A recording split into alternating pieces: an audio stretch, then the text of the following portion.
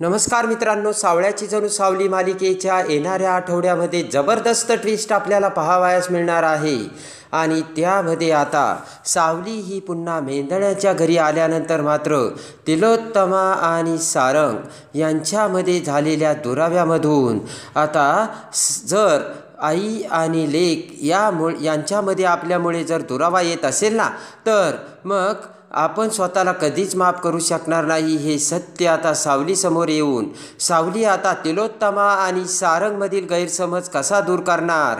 आणि त्यानंतर आता मेंदळ्यांच्या घरी पुन्हा एक नवीन घटना घडत.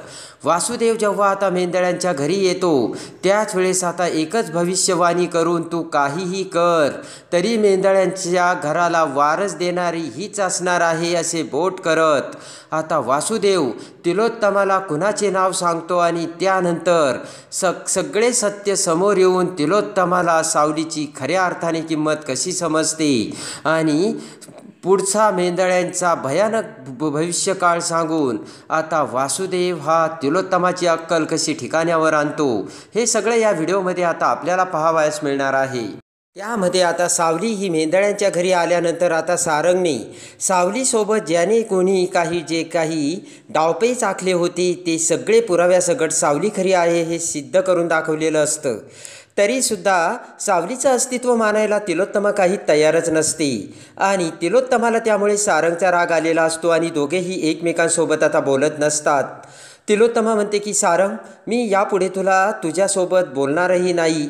तुला जर माझ्या बोलण्याचा एवढा राग येत असेल ना, तर तू माझ्याशीही बोलू नकोस.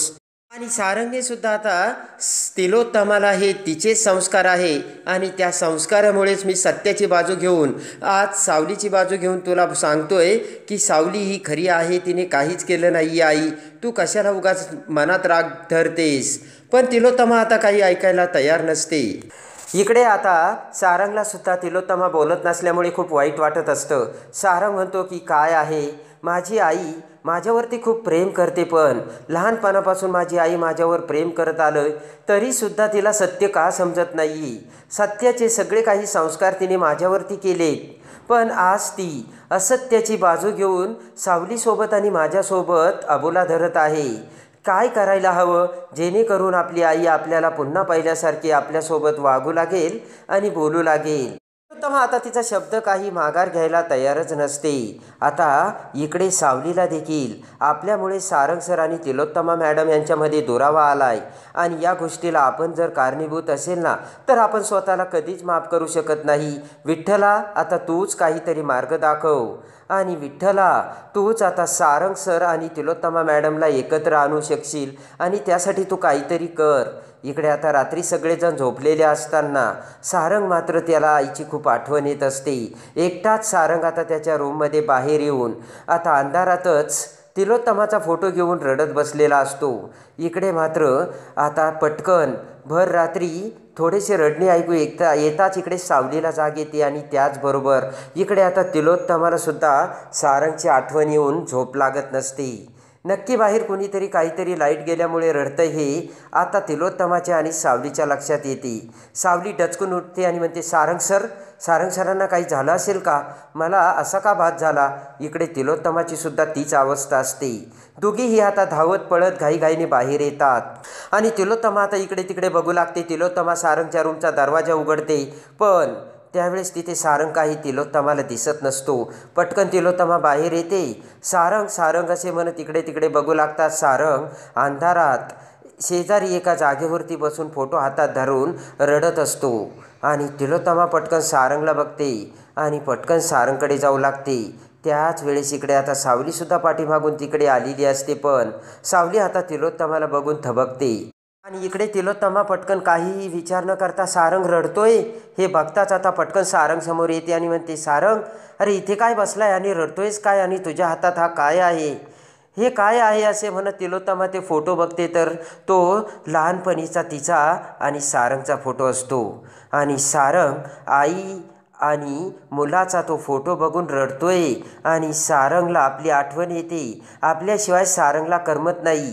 हे सगळे सत्य आता तिलोत्तमासमोर आलेले असते.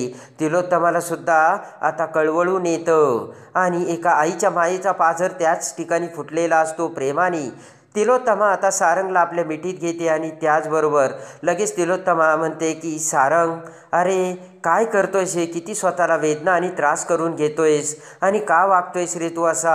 आणि असे म्हणत प्रेमाने तिलोत्तमाने सारंगला मिठी मारलेली असते आणि सारंगला देखील आता आनंदाश्रू अनावर झालेले असतात. सारंग म्हणतो, आई अगं मी तुझ्याशिवाय नाही राहू शकत.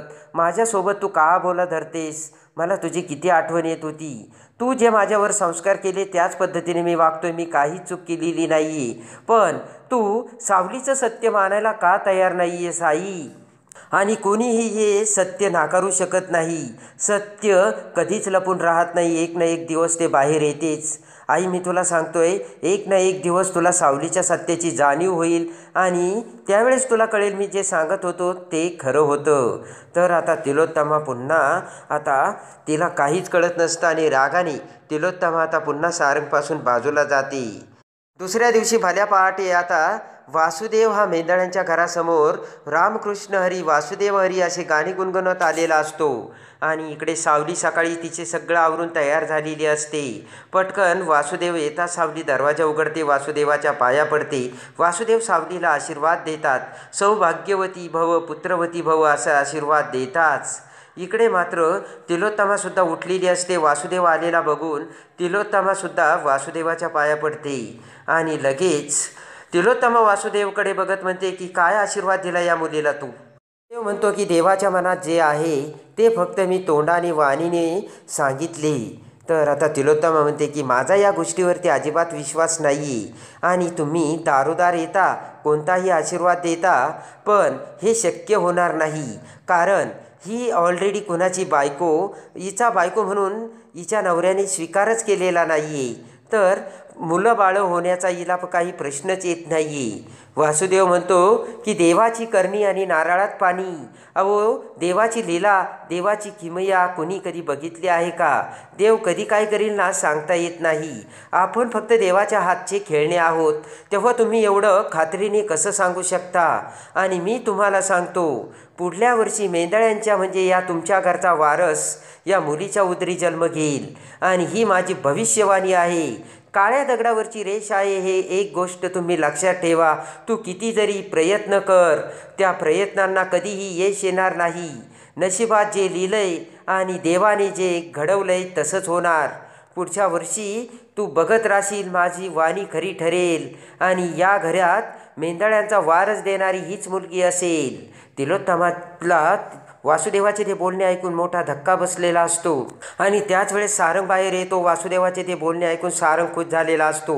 पुढे सारंग म्हणतो, बघितलंस का आई, आपण किती काही जरी प्रयत्न केले तरी देव हा सत्याच्या बाजूने आहे आणि कधी ना कधी देव हा न्याय करणारच आहे. आपण फक्त त्याच्या हाताची खेळणी आहोत, खेळणी. तेव्हा कशाला तू विरोधात जाते? जे सत्य आहे ते स्वीकार आणि सावलीकडे काही चूक नाही आहे. आजपर्यंत तू सावलीला या घरात तिची काही एक किंमत जागा दिलेली नाही, पण तरीसुद्धा सावली या घरात सत्यामुळे आणि तिच्या पुण्यामुळे टिकून आहे. बघ आणि ते सत्य तू लवकर स्वीकार कर. असे म्हणत वासुदेवाकडे आता बघत वासुदेवाच्या पाया पडत रामकृष्ण हरी असे म्हणत आता सारंग आतमध्ये निघून गेलेला असतो आणि वासुदेवाने एकाच भविष्यवाणीने तिलोत्तमाचे डोळे उघडवलेले असतात. तर तिलोत्तमाला आता सत्याचा आता आविष्कार होऊन तिलोत्तमा ही सावलीला तिची सून करणार का? आणि मेंढळ्यांच्या घरची खरी सून वारस देणारी म्हणजे सावली असणारी हे तिलोत्तमाला आता कसे समजणार?